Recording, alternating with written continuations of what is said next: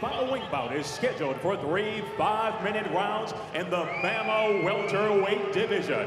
Introducing first, the man standing to my right and fighting out of the red corner. He stands 6 feet 2 inches tall. His official weight 169 1/2 pounds. He is a striker and Brazilian Jiu-Jitsu specialist. He makes his professional debut inside the cage tonight, fighting out of Shepperton, England, Tim the Yeti Menzies. His opponent stands across the cage to my left and fights out of the blue corner. He stands 6 feet 2 inches tall. His official weight 170 1/2 pounds. He is a mixed martial artist. His professional record 1-0. Fighting out of Birmingham, England, James the Mood Samuda. Your referee, Mark Woodard. So you could hear the response there for James Samuda, the local lad from Birmingham. Got good support here.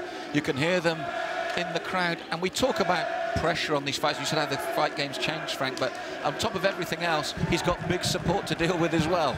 You know, sometimes the support helps, sometimes the support hurts. It just depends on what was he doing before. You know, I had a very long amateur wrestling career, and I was used to having people there booing and people there cheering before I ever got in MMA, and that helped me quite a bit dealing with the crowd roar. Sometimes the crowd will actually hurt a guy because he's not sure how to deal with it, and especially if you hear a boo, whether it's for you or not, you automatically assume it's for you when you're in there. Well, Samuda was going first for the double leg. Now he's got the single leg. He's persistent, and he's finally sort of got it, hasn't he? He, you know, kind of milked that one down, kind of forced his way into it. It was very easy to defend, but Menzies just didn't know how to step out of it and get away from them. And now he's caught in a position where he's in a good spot, but you don't, like we saw before earlier tonight, we don't want to see a guy on top of you if you can't tie him up. But he's doing a great job right now. Menzies doing a great job of tying up the arms and not getting hit by anything. Well, that's right, because although, as he said in the introduction, he's a striker, he is with Andy Roberts, BJJ, and there's a clue in the title there. So he's very well schooled in his Brazilian Jiu-Jitsu. Very technical group over there. Andy Roberts is very technical and very methodical about how he teaches. So these guys are very well versed in what they know and how to get to it, and they keep hunting back for the same things as you see here with Tim. Now James has done the right thing. He's tried to get him up against the wire here on the cage and working him towards his own corner here. It's a good position trying to use the cage as much as you can to use it, because the barrier that he can't get away from, he's kind of stuck in a position. Oh, good sweep position, changes back. Got himself off the cage very nicely. Well, great spot. Nice position by Tim. James did a good job of attacking and staying in position, but not really being aggressive with the striking. He's in a position where he's getting grapevine and he's getting flattened out on top, so he can't really do much. He's being held down. He's not able to strike. Tim is doing an amazing job of defensive work from underneath. Let's see if he can't get to a submission position here, though.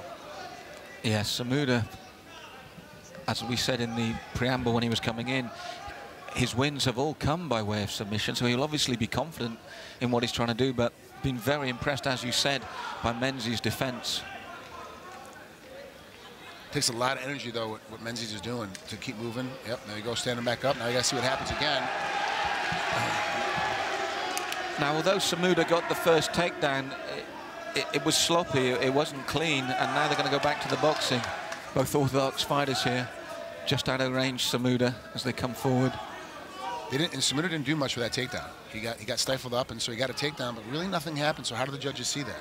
You know, is it a neutral position, so it's still 9-9, or is Samuda's takedown enough, to this point at least, to have him winning the round 10-9? And again, he went exactly the same as the first time around, Frank. Went for the double leg, didn't get it, now hanging on to the single leg. Oh, nice pipe run, good step off, good position change, lands in half guard, but now what's he going to do with it? Well, picking up on the comment you made earlier, as you said, it's a difficult thing, isn't it? When the judges are looking, and a lot of it's been on the ground like this, do you go with Samuda? You said he didn't do much, but you were impressed with Menzies' defense. How would you be scoring this? Well, you know, I'm happy I'm not a judge, because I can't, I see things differently because I've been in there before, and so a lot of these judges are uniformed in their wrongness, which makes them all right, because they've never, most judges, to my knowledge, and I think there's only like 1 or 2 judges that are official judges that I know of throughout the world that have actually been in the cage and actually fought in a high level. Most fighters end up being refs, is what ends up happening, as you see with Mark Goddard and Big John McCarthy. For me, I'm going to go with as a neutral position. Right now, it's 10-9 with Samuda because that takedown he fought for and got it cleanly, got on top, and we're back in the same position. But just off the other takedown, it was still an even round to me. Nothing happened while he was on top, and he got the takedown, but he got stifled while he was on the bottom, so it was an even round. Now he's winning because he's in half guard still. He's starting to wear Tim down. He's controlling the position. As you say that, Tim manages to get back up to his feet, but he very long. Jeez, he gets suckered right back down again. He's got to turn and face. He's got a nice double, but he's also got his head up in a position where he can get choked in here too. He's got to get to the outside. He's got to get his hips around the legs. Yes, he's really trying to crank that up, is Samuda. And as this round's gone on, he really has just started to take control, as you said, Frank. Samuda's got the, stepping in. He's starting to get the better positions. He's trying to get a nice heavy collar choke. He missed it, but he still has Tim against the cage. Good position change by Tim. Nice takedown. Now he's on top. Let's see what he can do with it. That was a good position. That was a lot of knowledge. Get your back off the cage. That's a lot of coaching right there. Get your back off the cage. Change the position because the refs, the judges, are always going to believe you're losing if your back is against the cage. Timing as well. He's only got the 15 seconds left. But what he can do with it is important. You've heard the last 10 seconds there now. Right hands to the face of Samuda.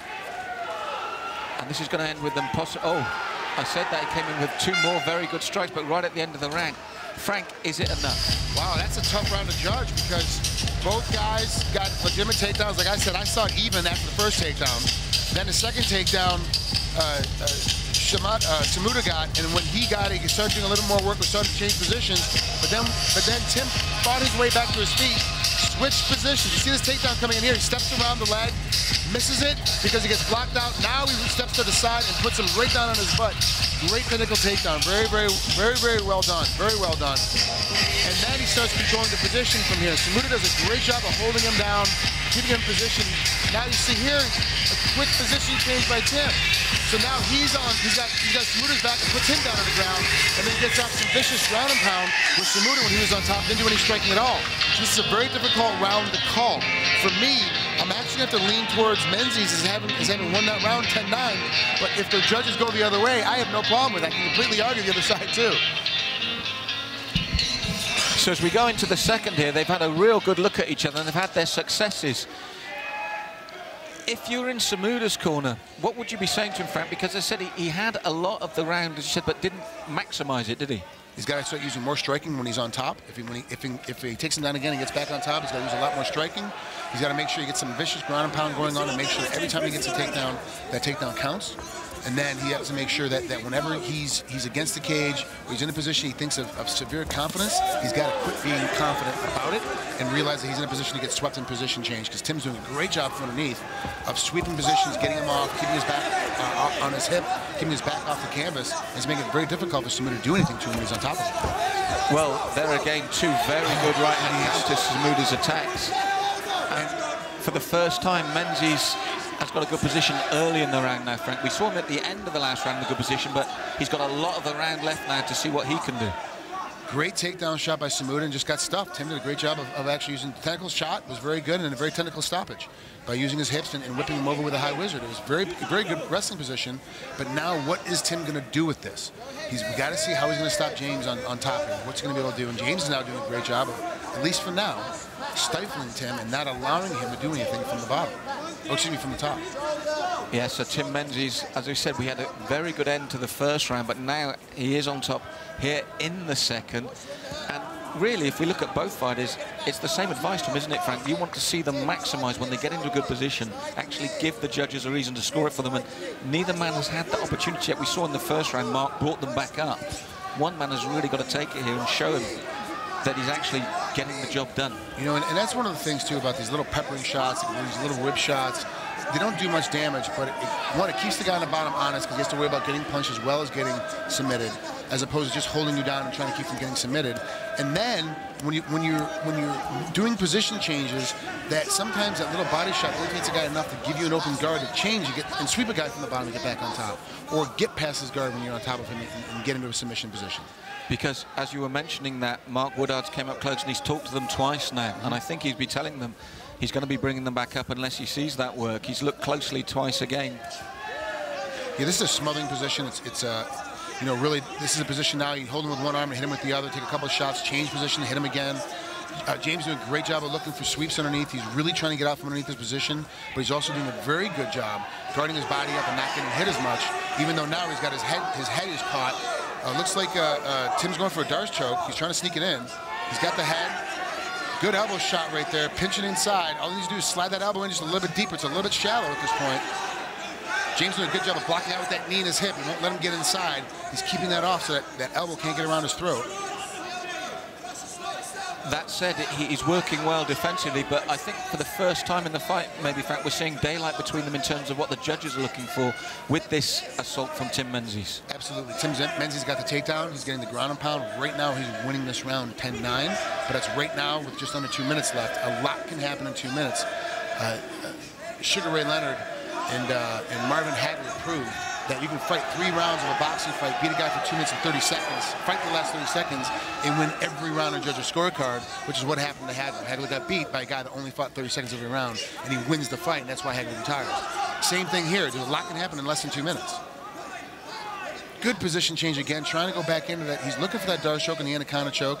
The problem is that you can't really get it when you have a guy that is in your half guard. You've got to get out of that half guard. So now he's got his heel caught. He can't turn back in front. Good job by James, getting ready to come back on top with that whizzer. High seatbelt now. Good job by James. Good position change. Really, Tim didn't do enough. He could have finished him right there, but he had his heels were caught underneath. Was stuck in half guard and needs to get himself out of there.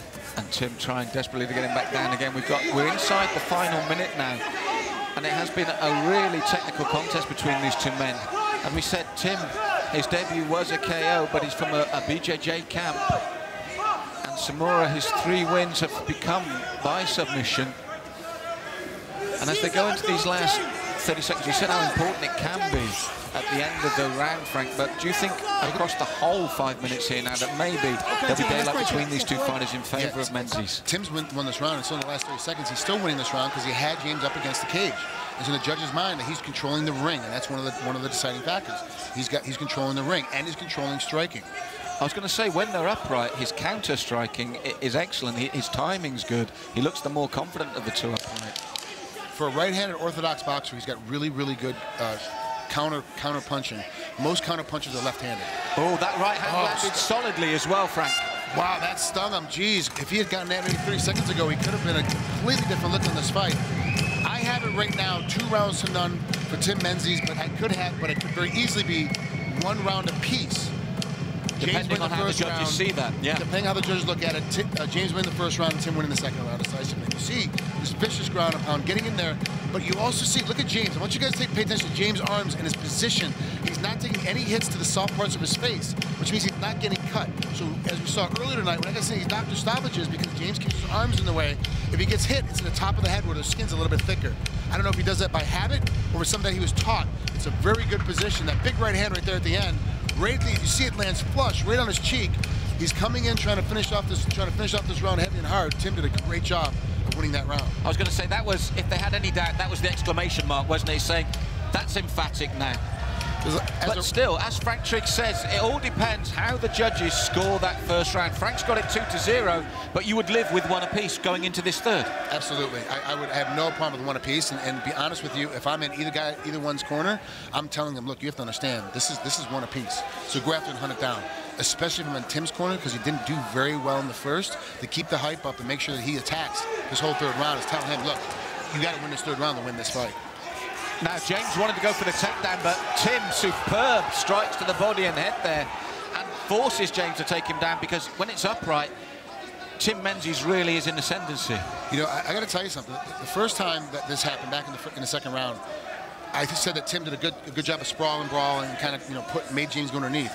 James is feeling his hips. Every time he shoots, he realizes he's not getting the takedown, and he's sliding into guard. He's pulling him into guard. So it's a takedown that's scoring for the judges that Tim really doesn't have to do much for. He just has to get the quick whizzer and stop a little bit, and then James is sliding underneath to try to go to guard and trying to catch him with something, but it's not working.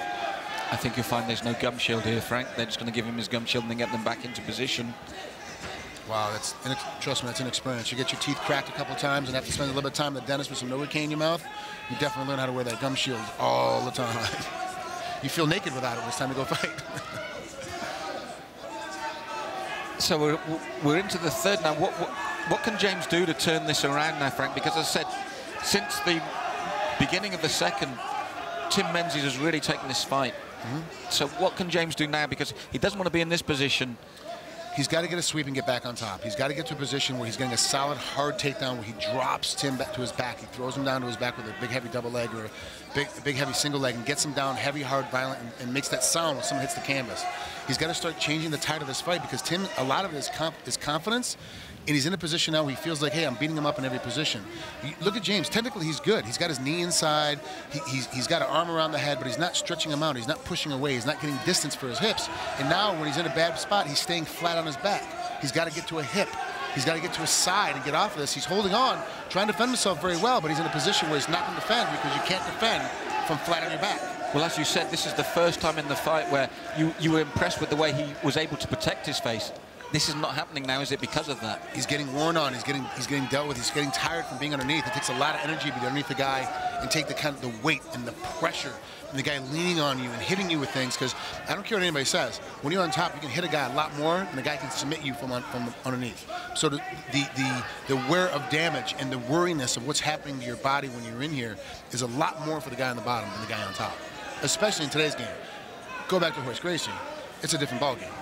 It's totally different at that point. He's like, whatever, take me down. I'll stay here for 3 hours. I'm still going to submit you at some point because you can't do anything to me. The game has changed since then. Yes. Since 1994. It's been completely different since it happened in Denver, Colorado. Now, these guys underneath, they know how to ground and pound. They have great defense. James has that knee inside. He's got to push away, get some separation so he can get his face from getting hit and get his hips out of here. He's not doing it at all. The knee's in the way. It's an irritant. But look how close Tim is. He's still able to hit him an elbow. Well, it's the first time that James has actually shown that he's under pressure because, as I said earlier, you were so impressed with his defense and the way he moved. But for the first time, he's really feeling this now. He's looking for a way out. He's looking for a way out now. He's looking for it. Yep. What a call. Frank Trigg called it just right there. You said he was looking for the way out, the ground and pound. Frank, that comes from experience. What happened to change it? Because you said you were so impressed earlier with the way he managed to defend, then suddenly it just went and you knew it was going to end. We used to crack jokes when we first started MMA coming from wrestling that when it hits you so hard, we're going to put you in a fetal position. Well, it was a joke because we wanted to make you turtle up and fetal up. James was battling with his arm. He was pushing away. Then all of a sudden, I saw him bring his other arm off the hook and bring it to his head. And right here, he starts turtling up. You can see him going to a fetal position. Knees to his chest, arms to his chest. He's bringing his elbows in, and you see him start to turn down. Where he's not trying to fight it at all. When you give somebody your back in any position, you can't fight anymore. There's no defense for a guy on your back. I knew that he was looking for a way out. Thank God for Mark Woodard because he, a very experienced referee, knew he was looking for a way out as well. And so we got to stop this thing right now. Looking on the other side of the coin, Tim Menzies very impressive. As the fight went on, he turned it up and up and up. I would like to see Tim start a little bit heavier in the first round. I don't think he's doing enough in the beginning. He's got to really get stepping forward quicker. I think the biggest issue with him is that the inexperience of knowing how to start early. If he starts early, that fight's totally different in the second round because now he's dominating the first, dominating the second. Now all of a sudden he's looking for the finish in the second as opposed to looking in the third. Ladies and gentlemen, referee Mark Woodard halts this bout at 3 minutes, 16 seconds of the third round due to excessive strikes. Your winner by technical knockout, Tim the Yeti